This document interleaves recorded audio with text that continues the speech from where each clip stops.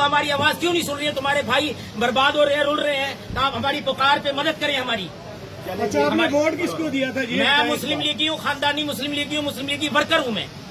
C M صاحب کو 3 دن ہو گئے ہیں مجھے کمپلین کرتے ہوئے، وہ کمپلین ہی میری ایکسپٹ کی جا رہی ہے کہ خدارا آپ کا بھائی یہاں مظلوم پھنس گیا ہے ان گنڈوں میں اور ان ظالموں میں، مدد کر دو، نہیں تو کوئی ایسی بات نہیں۔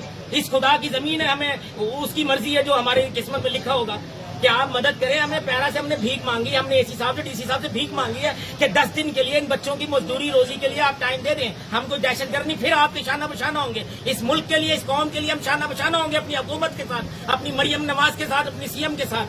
اب وہ ہماری آواز کیوں نہیں سن رہی ہے؟ تمہارے بھائی برباد ہو رہے ہیں، رول رہے ہیں، تو آپ ہماری پکار پہ مدد کریں ہماری۔ اچھا، آپ نے ووٹ کس کو دیا تھا جی؟ میں مسلم لیگی ہوں، خاندانی مسلم لیگی ہوں، مسلم لیگی ورکر ہوں میں۔ یہ ہمارے ساتھ مریم کیا ہو رہا صاحبہ ہے؟ تو لاہور بیٹھی ہیں، کیا میری آواز سنیں مریم صاحبہ کو، آپ میرا پیغام پہنچائیں، میں آپ کو کھانے کمپلین کر رہا ہوں۔ والوں نے آپ کی آواز سنی؟